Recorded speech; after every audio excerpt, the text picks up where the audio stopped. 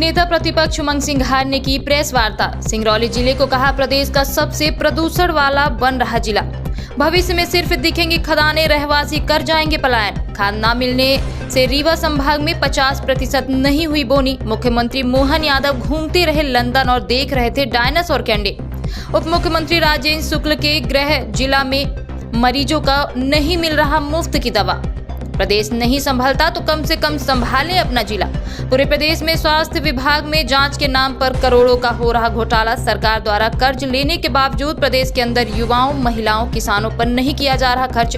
13 दिसंबर को भाजपा की सरकार के वर्ष होंगे पूरे। विकास और वादों में विफल रही सरकार। अब जिस प्रकार से गए बार आया था, मैंने देखा कि कोरेक्स का तो यहाँ पर व्यापार चल ही रहा है। इसके अलावा ऐसे कई मामले हैं कि जिसका आपके यहाँ पर उप मुख्यमंत्री जी जो बुनियादी विकास की बात करते हैं और अस्पतालों की बात करते हैं, तो जिस प्रकार अस्पतालों की स्थिति ऐसी है कि दवाइयाँ मरीजों को मिल नहीं पा रही। प्रदेश के उप मुख्यमंत्री है और अपने ही गृह जिले के अंदर मरीजों को दवाई नहीं दे पा रहे, फ्री दवाई। जो कुछ प्रमाण भी आए, कुछ लोगों ने मेरे से शिकायत भी करी कि हमें मुफ्त की दवाएं नहीं मिलती। तो उप मुख्यमंत्री जी से कहना चाहूँगा कि आप अपना गृह जिला तो संभाल लो, अगर प्रदेश नहीं संभल रहा। दूसरा, जो आपके स्वास्थ्य विभाग में घोटाले चल रहे, जांचों के नाम पर पूरे प्रदेश के अंदर कई 200-300 करोड़ रुपए जांच सैंपल ब्लड टेस्ट के नाम से जिन कंपनियों को काम दिया जा रहा है, क्या वो कंपनियां सही जांच कर रही है कि फर्जी नाम से, उनके नाम से पैसे सैंपल के निकाले जा रहे हैं? इस पे उप मुख्यमंत्री राजेंद्र शुक्ल जी बताए। और अगर उसमें अगर किसी को कमीशन जा रहा है तो किन को जा रहा है, ये भी उप मुख्यमंत्री बताए कि 300 करोड़ रुपए अगर जा रहे हैं उस कंपनी को इसके बदले, तो ये समझना चाहिए कि इसके पीछे कौन है। साथ ही उद्घाटन कई हो रहे हैं। सीतापुर हनुमान सिंचाई परियोजना की एक महत्वपूर्ण घोषणा थी उप मुख्यमंत्री जी की। 4,167 करोड़ का बजट स्वीकृत किया गया, लेकिन इसमें जो है मऊगंज, सीधी, सिंगरौली किसानों की हालत सुधारना, इस परियोजना में 653 थे सुविधा मिलेगी। लेकिन ये स्थिति आज क्या है, ये उप मुख्यमंत्री बताएं। और रही बात प्रदेश के अंदर जिस प्रकार से कर्जे लिए जा रहे हैं, कर्ज लेके प्रदेश के युवाओं के लिए नौकरी के द्वार नहीं खोले जा रहे, प्रदेश के किसानों को खाद नहीं दी जा रही। कर्ज लेके प्रदेश की महिलाओं को आपने जो सपने देके 3,000 देने के, वो आज नहीं मिल रहे।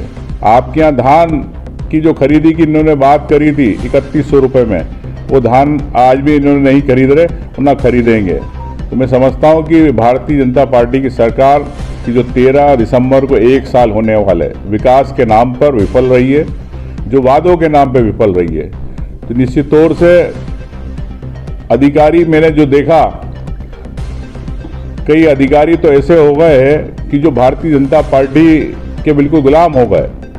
तो मैं समझता हूँ ऐसे अधिकारी जो भारतीय जनता पार्टी के नाम से माला जप रहे हैं, उन अधिकारियों के बारे में मैं यही कहना चाहूँगा कि अब कांग्रेस को या तो एक शुरुआत करना पड़ेगी, अभियान की तेल की शीशी इनको दे, इनके भारतीय अधिकारियों को। और किसको तेल लगाते हैं, ये भारतीय जनता पार्टी के नेताओं को जाके तेल लगाए, क्योंकि काम तो कर नहीं रहे जनता के। तो मैं समझता हूँ कि जनता के हित के अंदर अधिकारी को जवाबदार है। जो ऐसे अधिकारी, निश्चित तौर से कई ऐसे अधिकारी हैं जो निश्चित तौर से गुलामी कर रहे हैं, तो मैं समझता हूं कि उनको भारतीय जनता पार्टी का एजेंट ना बन के सबके जनहित के अंदर काम होना चाहिए, ऐसा मैं समझता हूं। रीवा संभाग के अंदर 50% बोनी नहीं हुई, डीएपी खाद नहीं मिली। तो मैं सरकार से जानना चाहता हूं कि बहाना करती, इनके कृषि मंत्री को तो पता ही नहीं खाद कौन देता, लेकिन सरकार पिछले 4 साल से बहाने कर रही। यूक्रेन में, रशिया में युद्ध चल रहा है, लेकिन मैं सरकार से जानना चाहता हूं कि भारत सरकार ने और मध्य प्रदेश ने कई बार देश के अंदर इंपोर्ट हुआ, आपने चाइना से भी इंपोर्ट किया, अमेरिका से भी इंपोर्ट किया, मोरक्को से भी इंपोर्ट किया, अन्य ऐसे कई देश हैं जहां से आपने खाद इंपोर्ट करी। तो क्या है, क्या सरकार के पास पैसा नहीं था किसानों के लिए? मुख्यमंत्री जी लंदन में घूम रहे थे, उसके पहले शिवराज जी गए थे तो अमेरिका की सड़कों के गालों की तरह बिल्कुल चिकनी सड़क बता रहे थे, और ये डायनासोर के अंडे देख रहे थे वहाँ पे लंदन में। लेकिन मैं चाहता हूँ कि अगर मुख्यमंत्री जी अन्य देश में जाते हैं जहाँ से खाद आती, तो निश्चित तौर से प्रदेश के किसानों का आंसू पोंछ पाते, आप समय पे खाद दे पाते। तो झूठी बात करने वाली भारतीय जनता पार्टी की सरकार निश्चित तौर से कभी किसानों के हित में बात नहीं करना चाहती। यही कारण है कि आज आपके यहाँ 50 से 60% अगर बोनी नहीं हुई है, तो इसके बारे में भी हम 16 तारीख को जो जनहितैषी मुद्दे हैं उसको लेके घेराव करेंगे। खाद भी उसमें एक महत्वपूर्ण मुद्दा रहेगा। मैं कहना चाहता हूँ